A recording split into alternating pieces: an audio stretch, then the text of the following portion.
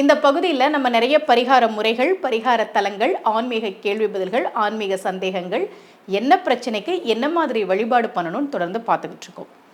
இன்னைக்கு ஜாதகத்தில், முக்கியமாக பெண்கள் ஜாதகத்தில் சூரியன் செவ்வாய் சேர்க்கை இருந்தால் அதுக்கு என்ன பரிகாரம் அப்படின்றத பற்றி தான் நான் உங்களுக்கு சொல்ல போகிறேன்.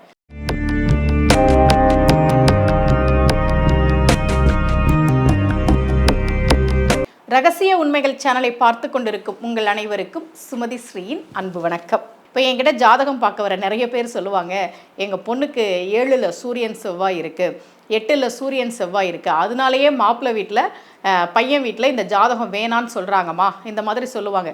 நிறைய பேர் ஜாதகத்தை அறகுறையாக தெரிஞ்சுக்கிட்டு சூரியன் செவ்வாய் இருக்கக்கூடாது, சூரியன் செவ்வாய் இருக்கக்கூடாது, இருந்தால் பிரச்சனை வந்துடும், இந்த மாதிரிலாம் சொல்கிறாங்க இல்லையா?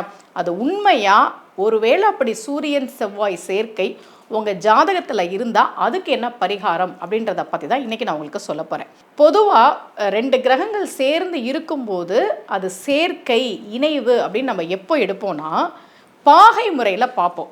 சூரியனும் செவ்வாயும் உங்கள் ஜாதகத்தில் 7ஆம் இடத்துலையோ, முக்கியமாக 8ல் சூரியன் செவ்வாய் இருந்தால் நிறைய பேர் பயந்துக்கிறாங்க. அவங்களுக்கு தெளிவுபடுத்துறதுக்காக சொல்கிறேன். சூரியன் செவ்வாய் இருந்ததுன்னா பாகை முறையில் நம்ம அதை பார்ப்போம்.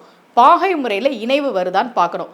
சில சமயம் பார்த்தீங்கன்னா 2ம் வேறு வேறு கட்டத்தில் இருக்கும், ஆனால் அது பாகை முறையில் பார்க்கும்போது இணைவில் இருக்கும். அப்போது ஒரு ஜாதகத்தில் சூரியன் செவ்வாய் ஒரே கட்டத்தில் இருந்தாவே, 7லையோ அல்லது 8லையோ குடும்பஸ்தானத்தில் கூட இருந்தாவே நம்ம பயந்துக்க தேவையில்லை. அது பாகை முறையில் பார்த்து அது இணைவில் இருக்கா அப்படின்றத முதல்ல நாம் தெரிஞ்சுக்கணும். இணைவு இல்லைன்னா பெருசாக நம்ம அதை பற்றி பயப்பட தேவையில்லை. அதே மாதிரி ஒருவேளை அது சுபர் தொடர்போடு இருந்ததுன்னா அதை பற்றி நம்ம பயப்பட தேவையில்லை.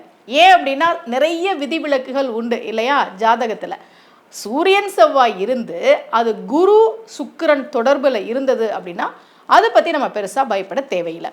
முக்கியமான விஷயம், செவ்வாய் தசையோ சூரிய தசையோ வரலைன்னா அதை பற்றி கவலைப்பட தேவையே இல்லை. ஏன்னா நம்ம வாழ்க்கை ஒவ்வொரு தசாபுத்திக்கு ஏற்ற மாதிரி தான் இருக்கும் இல்லையா?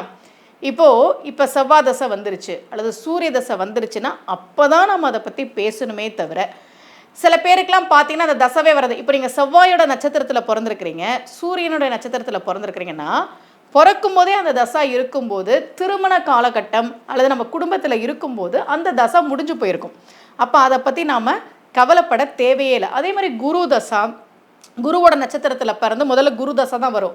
ராகு சனி கூட நீங்கள் எடுத்துக்கிட்டீங்க அப்படின்னா இதெல்லாம் இந்த நட்சத்திரங்களுடைய தசையெல்லாம் நம்ம கடந்து வரும்போது செவ்வாய் தசை சூரிய தசையெல்லாம் வரதுக்கான வாய்ப்பே இல்லாமல் இருக்கும். அப்போ நம்ம அதை பற்றி கவலைப்பட தேவையில்லை.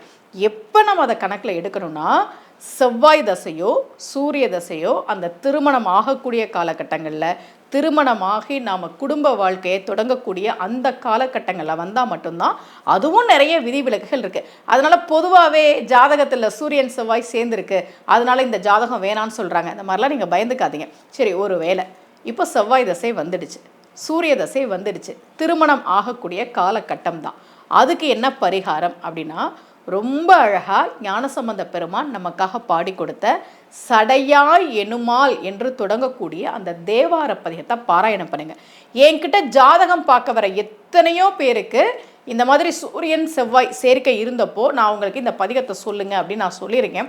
என்கிட்ட ஜாதகம் பார்த்தவங்களுக்கு, என்னோட பதிவுகளை தொடர்ந்து பார்க்குறவங்களுக்கு தெரியும், இன்னென்ன பிரச்சனைக்கு இன்னென்ன கோவிலுக்கு போங்க, இந்தந்த பதிகம் சொல்லுங்கள், இந்தந்த பாசுரம் சொல்லுங்கள் அப்படின்றத தான் நான் பரிகாரமாக சொல்லுவேன். அதே மாதிரி உங்கள் ஜாதகத்தில் சூரியன் செவ்வாய் சேர்க்கை இருந்து அதனுடைய தசா நடக்குது அப்படின்னா நீங்கள் ஞானசம்பந்த பெருமான் நமக்காக அருளி கொடுத்த சடையாய் எனுமால், சரணி எனுமால், விடையாய் எனுமால், வெறுவா விழுமால், மடையார் குவளை மலரும் மருகள் உடையாய் தகுமோ இவள் உண்மெலிவே என்கிற இந்த பதிகத்தை நம்பிக்கையோடு பாராயணம் செய்யுங்கள். பொதுவாக ஜாதகத்தில் சில கிரகங்கள் சேரக்கூடாது, தொடர்பு வரக்கூடாதுன்னு இருக்குது. அதில் முக்கியமானது சூரியன் செவ்வாய். அதுலேயும் பெண்கள் ஜாதகத்தில் இந்தந்த இடங்களில் இருக்கக்கூடாது அப்படின்னு சொல்லுவாங்க. அதுக்கு நிறைய விதிவிலக்குகள் உண்டு. இந்த பதிவில் நான் அதை தெளிவுபடுத்தினேன். ஒருவேளை அப்படி இருந்தால் இந்த ஞானசம்பந்த பெருமானுடைய பதிகத்தை பாராயணம் செய்யுங்கள். இதே போல ஒரு பரிகார முறையோடு மீண்டும் உங்கள் அனைவரையும் சந்திக்கிறேன். அனைவருக்கும் அன்புடன் சுமதி ஸ்ரீ.